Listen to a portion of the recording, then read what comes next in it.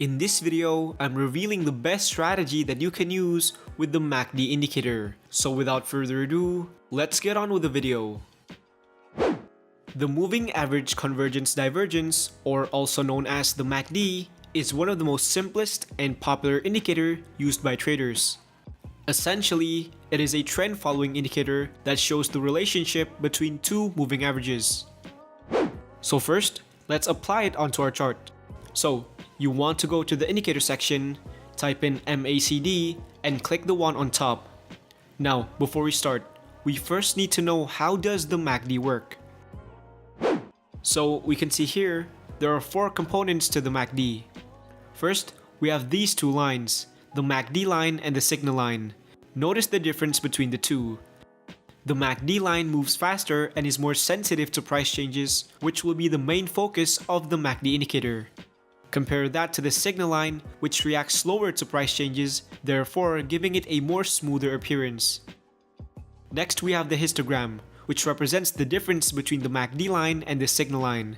For example, if the line crosses above the signal line, the histogram will turn green, and if it crosses below, the histogram will turn red. The gap between the MACD line and the signal line also affects the size of the histogram. As you can see, if the two lines are further apart, the histogram gets bigger, and if the two lines get closer, the histogram becomes smaller. And finally, we have the zero line, which simply represents the center of the MACD indicator. Now, the way traders utilize this indicator to identify momentum is by looking at the crossover between the MACD line and the signal line. Let me show you an example. If the MACD line crosses above the signal line, it indicates that the market is on an upwards momentum. And if it crosses below, it indicates that the market is on a downwards momentum.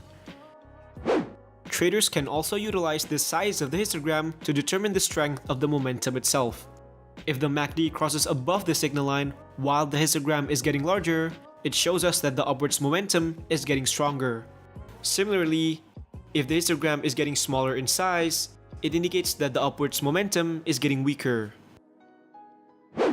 Now, we've already established that the MACD is based on moving averages, and so the question is, why should you use the MACD and not the moving average? Well, let me give you a quick comparison.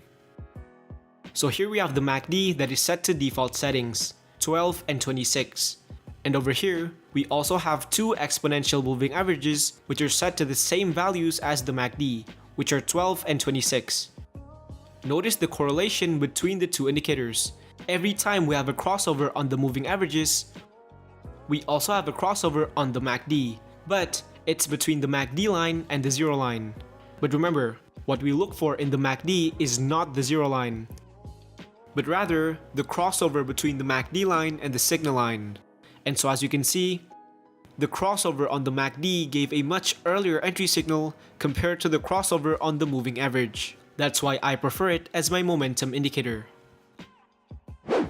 Now, let's talk about the different strategies that you can use with the MACD indicator. So first, a common mistake that traders make is that they're using the indicator by itself. Let me show you why it's a bad idea to use the MACD alone. So here, we can see that the overall market is on a downtrend. However, the MACD is crossing over upwards. So notice how the signals are contradicting. The MACD is indicating a bullish momentum, but the market is on a downtrend. This is exactly why you shouldn't use the MACD by itself, because what the MACD is showing us is only the short-term momentum. And as traders, we also need to take the long-term trend into consideration, because we never want to trade against a trend. And so, a simple but high win rate strategy that I recommend for beginners is by combining the MACD with a long-term trend indicator like the 100 EMA.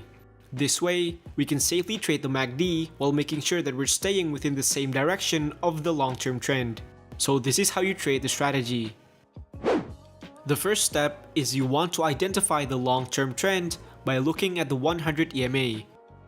If the price is above the 100 EMA, it indicates that the long-term trend is up.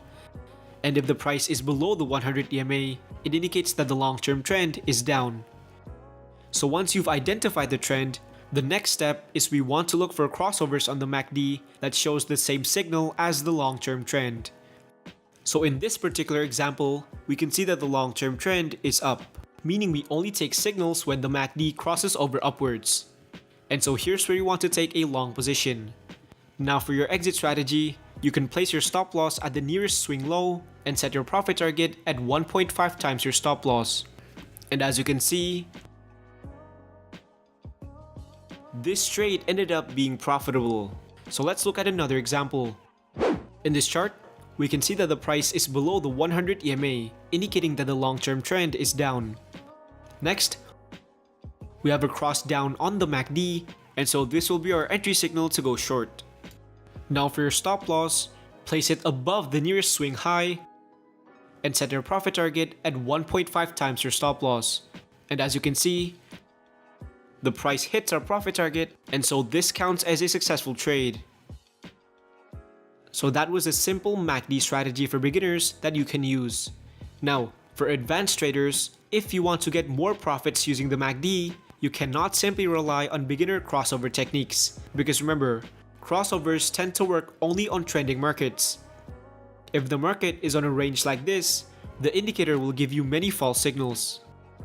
So that is why if you want to increase the win rate, I recommend using a more advanced version of the strategy, which is by combining the MACD with price action. So here's how the strategy works. The first step is we need to choose a time frame. In this case, I'm using the 4-hour time frame.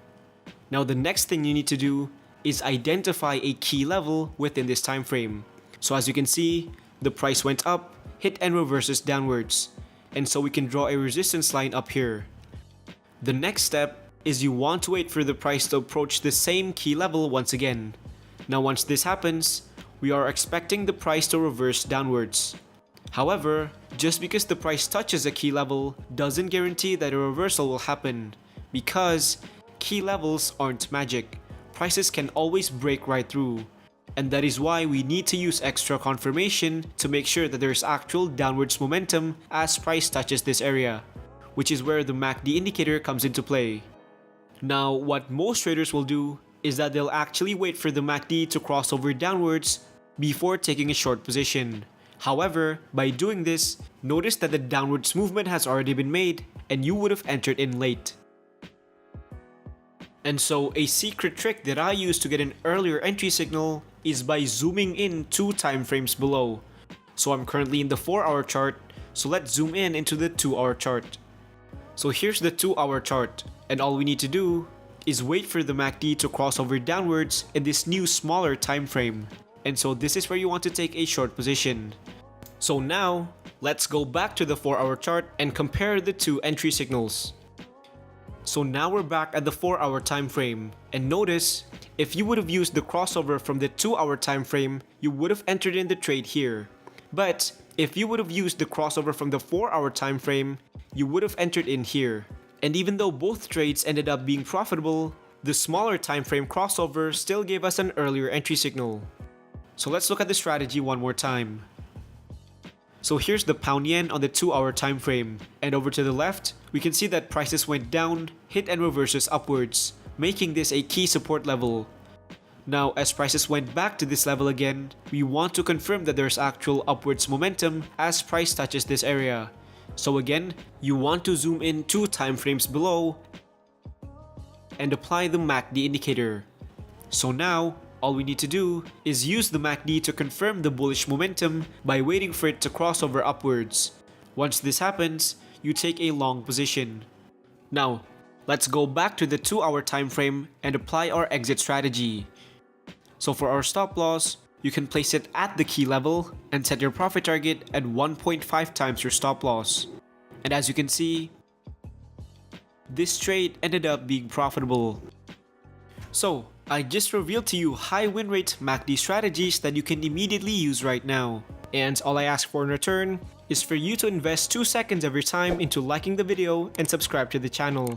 It literally takes only 2 clicks, but it means so much to me. And you can also check out my other videos as well. So thank you guys for watching, and I'll see you in the next video.